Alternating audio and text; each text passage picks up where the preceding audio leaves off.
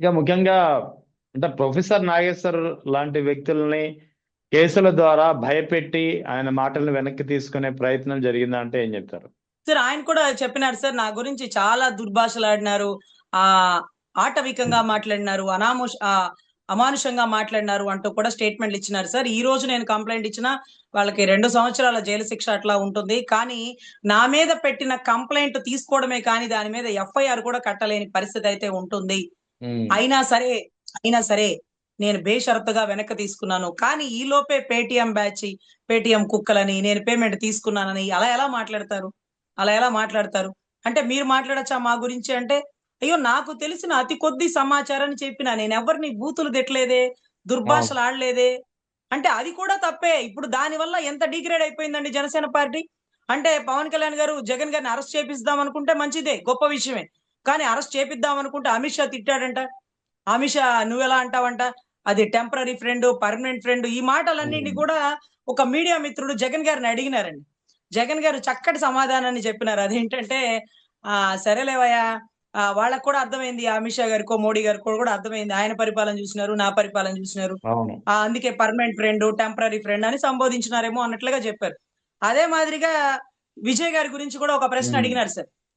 తమిళనాడులో విజయ్ గారు మీ ఫోటో ఉమ్. చూపించుకొని గెలిచినారు, దాంట్లో మీ మీ సపోర్ట్ ఉందని భావించవచ్చా అంటే, ఏమయ్యా ఆయన చెన్నైలో ఆయన సొంత ఏరియా, ఆ ఆయన సొంత ఏరియాలో ఆయనకి బలం ఉంటది కానీ మీ జగన్ కి ఎలా బలం ఉంటదయ్యా? అది నా చాలా రాష్ట్రం కాదు కదా, వాళ్ళ రాష్ట్రంలో వాళ్ళ బలం ఉంటదని చాలా చక్కగా, దీనికి చక్కగా కారణం చెప్పారు. నేనని గాని, దీనికి కారణం నేనని గాని, నా సపోర్ట్ అతనికి ఉంటదని గాని ఉమ్. ఎక్కడా కూడా గర్వపడే మాట ఒక్కడు కూడా చెప్పలేదండి. నా బలం ఏముంటదయ్యా, ఆయన ఆయన బలంతోనే ఆయన గెలిచినాడు, నాకేముంటది, నాకేముంటది చెన్నైలో బలం అంటూ చక్కటి పదజాలం వాడినారండి.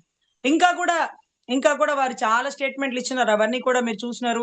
Right, right. గొడ్డలి పార్టీ అన్నారు, దానికి ఎవరెవరిని ఎక్కడెక్కడి నుంచి అన్ని వెనక్కి తీసుకొని వచ్చినారు జగన్ గారు. నిన్న కూడా మీరు మంచి వీడియో చేద్దాం రజనీ గారు అంటే నాకు ఒకటే ఉమ్. అనిపించింది సార్, పక్క వాళ్ళు ఏమన్నా మాట్లాడితే మనం వీడియో చేయొచ్చు కానీ చక్కగా జగన్ గారే ప్రతి ప్రశ్నకి ఉమ్. ఆధారాలతో సమాధానం చెప్పినప్పుడు ఇంకేం మాట్లాడుకోవాలి. కొన్ని అవును. వందల వేల లక్షల గొంతులకి ఒక్కడే సమాధానం చెప్పినాడు సార్. ఒక్కడే సమాధానం చెప్పినాడు. ఏది హింస రాజకీయం, ఎవరిది గన్ కల్చర్, ఎవరిది వెన్నుపోటు కల్చర్, ఎవరిది బండేసి వాచ్మెన్ ని కూడా చంపేసినారు, ఉమ్. ఏది బాలకృష్ణ గారి ఇంటి వాచ్మెన్ ని. అవును. సో గుర్తుంది. ఇవన్నీ కూడా ప్రస్తావన చేసినప్పుడు ఇవన్నీ కామన్ అనిపించింది కానీ సార్, ఆయన మీద ఉండే ఒకే ఒక్క నింద, ఏది జగన్ రెడ్డి గారి మీద ఉండే నింద, మీరు నిరూపించుకోలేనటువంటి నిందలు ఏంటంటే గతంలో ఆయన వేసేవి శవ రాజకీయాలు చేసినారు, శవాన్ని అక్కడ పెట్టుకొని సంతకాలు పెట్టించినారు అన్నారు సార్. ఉమ్. సో దాని గురించి ఒక correct person sir, deputy CM బట్టి విక్రమార్క గారు చెప్పారు. డైరెక్ట్ గా అయ్యో చెప్పారా? ఆ రోజు మేము సంతకాలు తీసుకుంటున్నట్టు కూడా జగన్ రెడ్డి గారికి తెలియదు, మేమందరం సంతకాలు సేకరిస్తున్నట్టు కూడా ఆయనకు తెలియదు, ఆయన బాధలో ఉన్నాడు, ఆ భావోద్వేగంలో ఉన్నాడు అని చక్కటి పదజాలంతో చెప్పినారు సార్. అయితే శవాల దగ్గర ఇలాంటి మాటలు ఎవరైనా మాట్లాడతారా అంటే ఎందుకు మాట్లాడరు సార్, బలేటోళ్లే, బలేటోళ్లే. హరికృష్ణ గారు చనిపోయినప్పుడు మన ఉమ్. ఇద్దరం కలిసి ట్రావెల్ చేద్దామా అని, పక్కనే శవం ఉంది, ఈ పక్కన కుర్చీలు వేసుకొని కేటీఆర్ గారితో ఆయన సంబోధించిన పదం. ఉమ్. ఏమయ్యా నువ్వు రాజకీయ నాయకుడు, ఆ శవాల కాడ చిల్లర ఎరుకునేవాడు అని మనం అనలేదు సార్, మనం అనలేం కూడా. కేసీఆర్ గారు అన్నారు సార్, కేటీఆర్ గారు అన్నారు. అవును. టీడీపీ కేటీఆర్ గారు. పెయిడం బ్యాచ్ ఏమన్నా ఉంటే కేసీఆర్ గారు కేటీఆర్ గారిని బూతులు తిట్టుకోండి, నేను చెప్పలేదయ్యా స్వామి, వాళ్ళు అన్నారు, అవి బయటకు వచ్చినాయి. హరికృష్ణ గారు చనిపోయినప్పుడు కూడా కలిసి రాజకీయం చేద్దామా, మన ఇద్దరం కలిసి నిలబడదామా అంటే ప్రతి సెకను మీరు రాజకీయంగా ఎలా ఎదగాలని ఆలోచిస్తారే కానీ చనిపోయిన వ్యక్తి గురించి బాధపడుతూ, అరే ఆ కుటుంబం రైట్. కోల్పోయింది, హరికృష్ణ గారికి ఎన్టీ రామారావు గారికి ఉండే సత్సంబంధాలు ఏంటి, అసలు ఎన్టీ రామారావు గారు బ్రతికుంటే హరికృష్ణ గారితోనే పార్టీ పెట్టి ఆయనే ముఖ్యమంత్రిగా చేసి ఉండేవాళ్ళు కదా, ఆయన మీద కోడిగుడ్లు వేసిన వాళ్ళు ఏంటి. వైస్రాయి హోటల్లోంచి ఎదిగిన పార్టీ టీడీపీ అయితే, ఏదైతే వైఎస్ఆర్ గారి ఆదర్శాలతో, ఆయన ఉమ్. అనుభవాలతో, ఆయన ఆశీస్సులతో వచ్చిన పార్టీ వైసీపీ పార్టీ అండి. బోత్ ఆర్ నాట్ సేమ్ అని మరొకసారి మళ్ళీ మనం నిరూపించాలి. రైట్. ఇవన్నిటికి థ్యాంక్ కూడా యూ. చక్కటి పదజాలంతో ప్రతి ప్రశ్నకి ఆన్సర్ చేస్తూ, అందరినీ ఎడ్యుకేట్ చేస్తూ, ఇంత స్కామ్ జరిగింది, ఇంత స్కామ్ జరిగిందని వన్ అండ్ ఓన్లీ ఆర్మీగా అతను ఒక్కడే ముందుకు వచ్చినాడు సార్. ఈ రోజు ఒక రైట్. ఎవిడెంటరీగా నిలబడ్డారు సార్. సో ఎనీవే ఏదైతే ప్రొఫెసర్ నాగేశ్వరరావు గారు ఎదుర్కొన్నటువంటి సమస్యను చూస్తే, రాష్ట్రంలో గతంలో ఇందిరాగాంధీ గారి టైంలో మీకు తెలుసు 1975 ఎమర్జెన్సీ ఎంత తెలుసు, ఎవరు అవును. పత్రికా స్వేచ్ఛ లేదు, భావ స్వేచ్ఛ లేదు, బయటికి రాకూడదు, మీడియా వాళ్ళని అరెస్టు.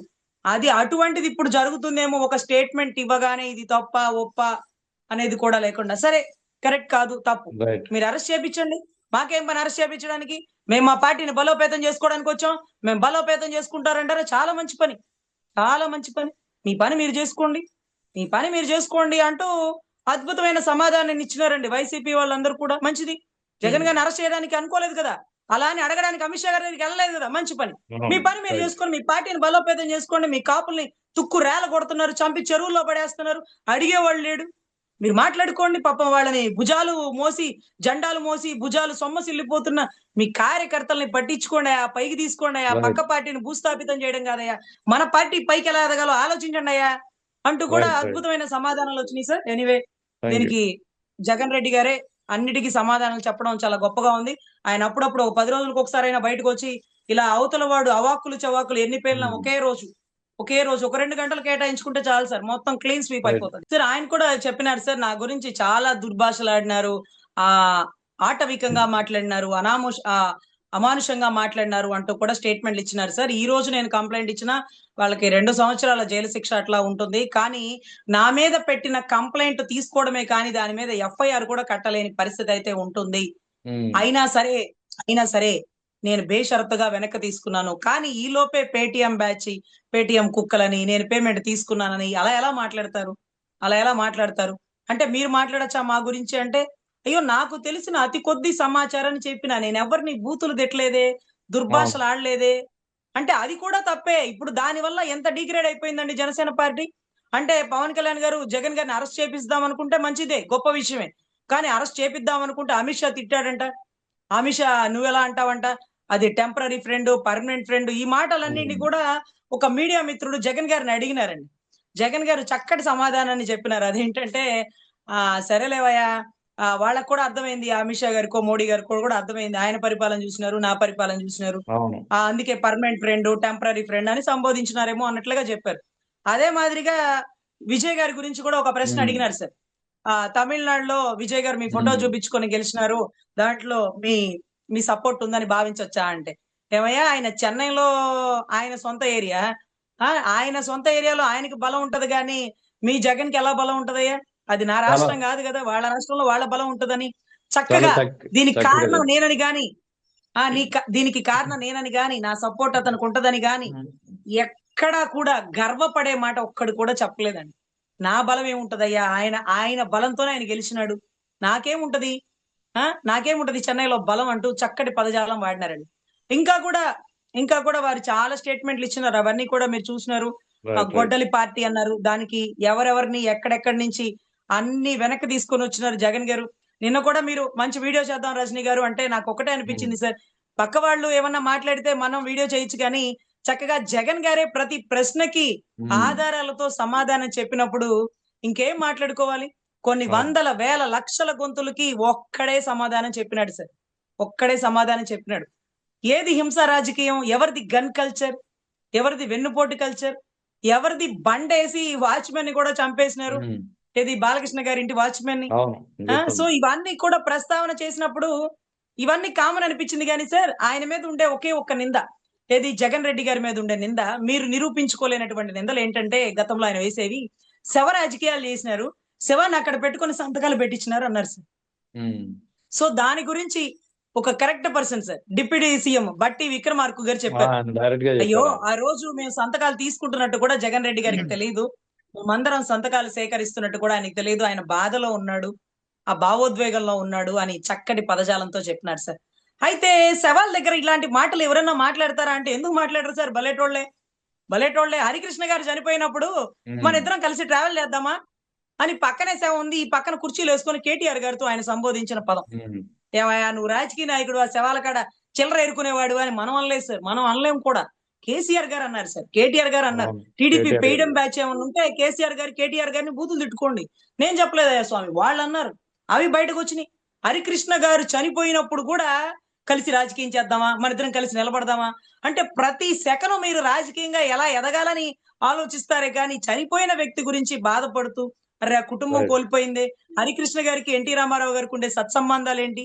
అసలు ఎన్టీ రామారావు గారు బ్రతికుంటే హరికృష్ణ గారితోనే పార్టీ పెట్టి ఆయనే ముఖ్యమంత్రిగా చేసి ఉండేవాళ్ళు కదా. ఆయన మీద కోడిగుడ్లు వేసిన వాళ్ళు ఏంటి? వైస్రాయి హోటల్లోంచి ఎదిగిన పార్టీ టీడీపీ అయితే ఏదైతే వైఎస్ఆర్ గారి ఆదర్శాలతో, ఆయన అనుభవాలతో, ఆయన ఆశీస్సులతో వచ్చిన పార్టీ వైసీపీ పార్టీ అండి. బోత్ ఆర్ నాట్ సేమ్ అని మరొకసారి మళ్ళీ మనం నిరూపించాలి. రైట్. ఇవన్నిటికి థ్యాంక్ కూడా యూ. చక్కటి పదజాలంతో ప్రతి ప్రశ్నకి ఆన్సర్ చేస్తూ అందరినీ ఎడ్యుకేట్ చేస్తూ ఇంత స్కామ్ జరిగింది, ఇంత స్కామ్ జరిగిందని వన్ అండ్ ఓన్లీ ఆర్మీగా అతను ఒక్కడే ముందుకు వచ్చినాడు సార్. ఈ రోజు ఒక రైట్. ఎవిడెంటరీగా నిలబడ్డారు సార్. సో ఎనీవే ఏదైతే ప్రొఫెసర్ నాగేశ్వరరావు గారు ఎదుర్కొన్నటువంటి సమస్యను చూస్తే రాష్ట్రంలో గతంలో ఇందిరాగాంధీ గారి టైంలో మీకు తెలుసు 1975 ఎమర్జెన్సీ ఎంత తెలుసు. ఎవరు అవును. పత్రికా స్వేచ్ఛ లేదు, భావ స్వేచ్ఛ లేదు, బయటికి రాకూడదు, మీడియా వాళ్ళని అరెస్టు. అది అటువంటిది ఇప్పుడు జరుగుతుందేమో, ఒక స్టేట్మెంట్ ఇవ్వగానే ఇది తప్ప ఒప్ప అనేది కూడా లేకుండా, సరే కరెక్ట్ కాదు తప్పు, రైట్. మీరు అరెస్ట్ చేయించండి, మాకేం పని అరెస్ట్ చేయించడానికి, మేము మా పార్టీని బలోపేతం చేసుకోవడానికి వచ్చాం, మేము బలోపేతం చేసుకుంటారంటారా, చాలా మంచి పని, చాలా మంచి పని, మీ పని మీరు చేసుకోండి, మీ పని మీరు చేసుకోండి అంటూ అద్భుతమైన సమాధానాన్ని ఇచ్చినారండి వైసీపీ వాళ్ళందరూ కూడా. మంచిది, జగన్ గారిని అరెస్ట్ చేయడానికి అనుకోలేదు కదా, అలా అని అడగడానికి అమిత్ షా గారి దగ్గరికి వెళ్ళలేదు కదా, మంచి పని, మీ పని మీరు రైట్. చేసుకోండి, మీ పార్టీని బలోపేతం చేసుకోండి, మీ కాపుల్ని తుక్కు రేల కొడుతున్నారు, చంపి చెరువుల్లో పడేస్తున్నారు, అడిగేవాళ్ళు లేడు, మీరు మాట్లాడుకోండి. పాపం వాళ్ళని భుజాలు మోసి, జెండాలు మోసి భుజాలు సొమ్మసిల్లిపోతున్న మీ కార్యకర్తల్ని పట్టించుకోండి, ఆ పైకి తీసుకోండి, ఆ రైట్. పక్క పార్టీని భూస్థాపితం చేయడం కాదయ్యా, మన పార్టీ పైకి ఎలా ఎదగాలో ఆలోచించండి అయ్యా అంటూ కూడా రైట్. రైట్. అద్భుతమైన సమాధానాలు వచ్చినాయి సార్. Anyway thank you. దీనికి జగన్ రెడ్డి గారే అన్నిటికీ సమాధానాలు చెప్పడం చాలా గొప్పగా ఉంది. ఆయన అప్పుడప్పుడు ఒక 10 రోజులకు ఒకసారి అయినా బయటకు వచ్చి ఇలా అవతల వాడు అవాక్కులు చవాకులు ఎన్ని పేర్ల ఒకే రోజు ఒక 2 గంటలు కేటాయించుకుంటే చాలు సార్, మొత్తం క్లీన్ స్వీప్ రైట్. అయిపోతుంది.